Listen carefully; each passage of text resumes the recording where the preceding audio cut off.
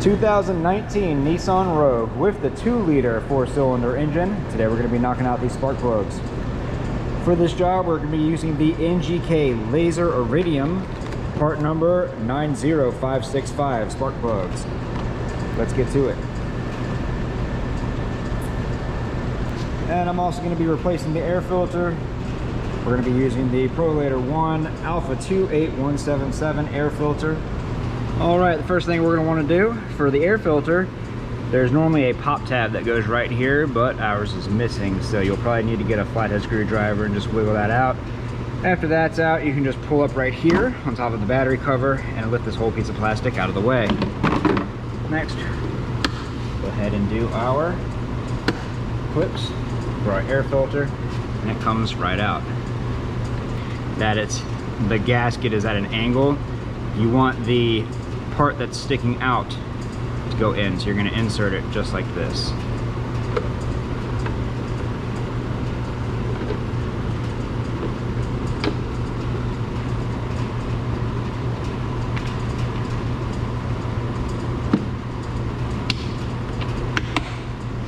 Put those clips back down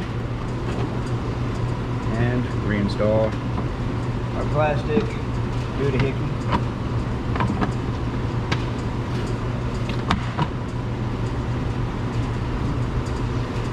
And I know most people, after looking at this vehicle, would think, oh no, I have to remove the whole intake manifold to do this job. Actually, because it's a Nissan, they're pretty well engineered. But you will still need to remove this upper intake box. I call these a bellow. So this one actually has where the PCV valve will connect to it. That's your positive crankcase ventilation valve. And this circulates pressurized air from the engine back into the intake. This is actually one of your #1 reasons why you'll have oil around your throttle body, but that's not for this video. But I call these bellows because this big box basically takes in air from the intake and it helps quiet down the engine. So if you were to switch over to an aftermarket performance intake, this would obviously be removed and you would just have a straight metal intake tubing for that. But anyway, we're not talking about that right now. We're talking about doing these spark plugs. First thing you need to do, get yourself a pair of pliers. And we're going to remove this hose right here. There we go. And then you just pull up on these pop tabs, and there is one more hose that connects actually to the intake pipe, but you can just get this one off with your hand.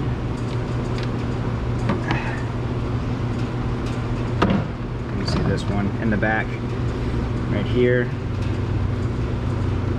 These are made out of a softer metal. You can usually just get these off with your bare hands, but you know, use pliers if you need to. I'm not saying you have to use your bare hands. Let's see if I can put this back without shooting it across my shop. There we go. And right there you have your spark plugs. Well, technically you have your ignition coils. 10mm bolts.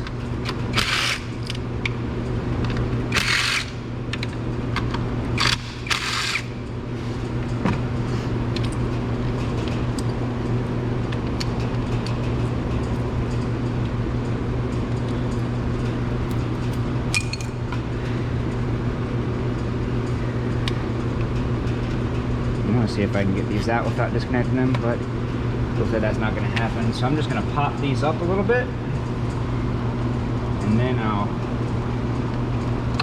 disconnect them. There's our throttle body for cylinder 4. This one I might be able to just disconnect these connectors, pressing down on the top right there to relieve the lock, and then pulling back on the harness. Gently, of course. Do not force anything.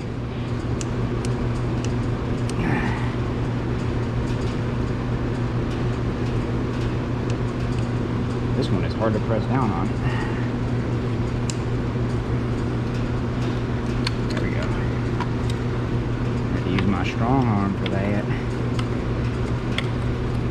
I'm just going to give these a wiggle. Pull up on them. No, don't go sideways. Come on. Acting up.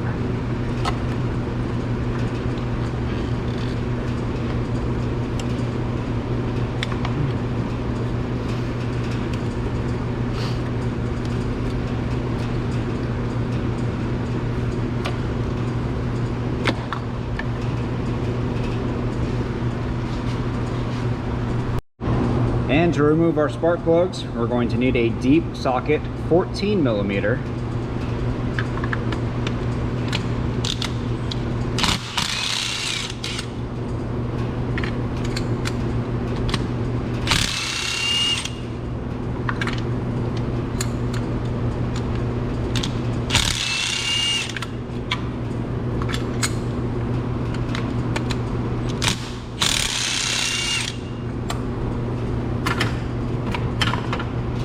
And we can chase that with our magnet down here and pull out our old spark plugs.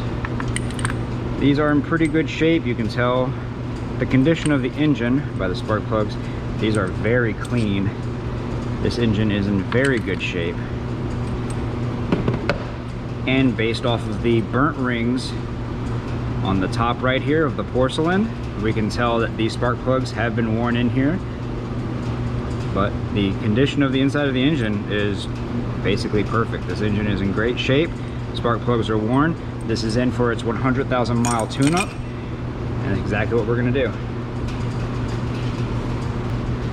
And we've got our spark plugs getting ready to go in. These are pre-staged from the factory to the correct gap between your igniter. So if you want to double check it, go for it. Me personally, I'd rather not stick something in here and mess with the measurement that's already preset. When installing these though, you're going to put them into the spark plug valley, grab it like this, press it up against the valley wall, and guide it down with your index finger. Because if you just drop these in the spark plug valley and this gap gets closed because it hits the bottom, you could end up having a misfire right off the bat. And you obviously don't want that. So take your time, guide it down as deep as you can. I actually put that one right down there on the bottom. I felt it hit the bottom, so it's not that deep of a hole except for right in here. It's gonna get difficult.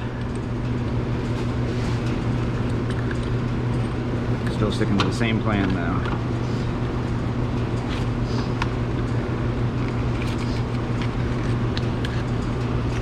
Checking each one of them before we install them, because you never know what might have happened during shipping.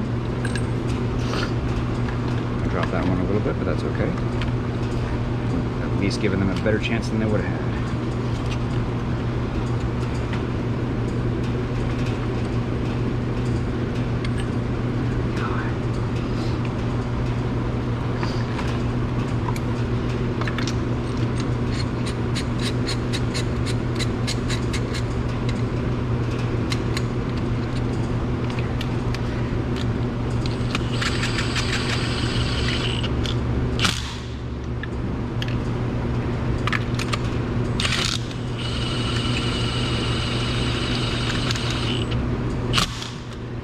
Most spark plugs are put down between 25 to 35 foot-pounds.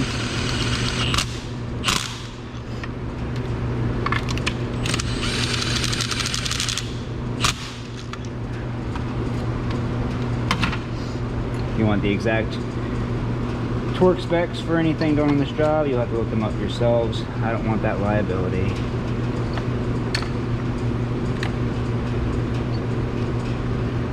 Putting our coil packs back in. We're making sure that we put our coil packs back in the exact same ones we removed them from.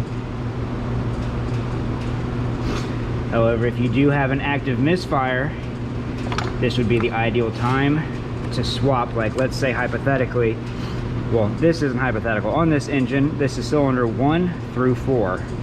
So 1, 2, 3, 4. Let's say you have a misfire on cylinder 1. You can switch the coil pack between cylinder 1 and cylinder 2, and if the spark plugs don't take care of your issue and you're driving down the road and your check engine light starts flashing again, letting you know you have a misfire, and you scan the code again and the misfire moved from cylinder 1 to cylinder 2, you know your coil pack is your issue, and you can just take this off again and replace that coil pack. So if you are trying to figure out where your misfire is coming from, just doing something like that would be a good way to make future diagnostics easier if you're not positive that your spark plugs are your issue. So just a little food for thought. So I would recommend doing that, but we don't have any current misfires. This customer is just keeping up on her vehicle maintenance like a boss. I wish everybody did this because it would make working on vehicles a lot easier. Before something catastrophic happens and I have to fix that. And then everybody's mad at me because rather than doing spark plugs for a couple $100, I have to replace the engine or something crazy. I didn't do it. I did not break your car.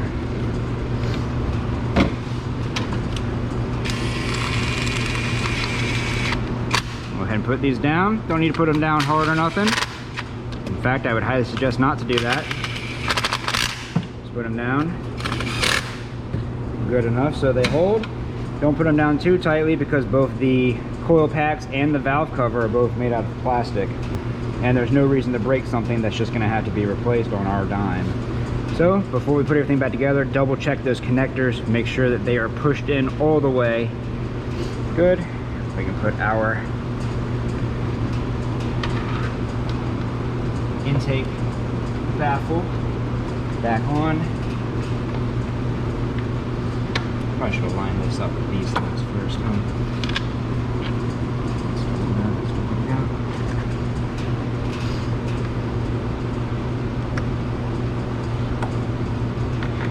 Give me my pliers. Turd. There you go. And that's pretty much all there is to it. If you'd like to see another video on one of these Nissans, go ahead and check that video out next. Made that one just for you. But other than that, if this video helped you out, leave a like. Don't forget to subscribe. See y'all next time.